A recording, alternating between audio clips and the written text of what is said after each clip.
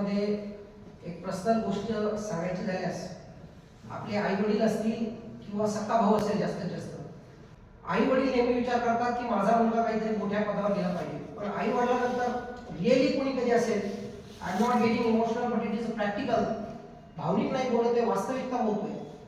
प्रत्येक शिक्षकाला असं वाटत असतं की माझा विद्यार्थी हा मोठा झाला पाहिजे, म्हणून तुम्ही काहीतरी असं करून दाखवा की जर कॉलेज सोडले तर 4-5 वर्षानंतर पवार सरांना तुम्हाला मन मोकळे मनानं भेटता आलं पाहिजे की नाही सर मी हे अचीव केलं, नाही सर मी ते अचीव केलं. मला काही फार्मसीचं जास्त नॉलेज नाही आहे. I am political and social speaker. मी एक सामाजिक आणि राजकीय विषयावरच नेहमी बोलत आलेलो आहे.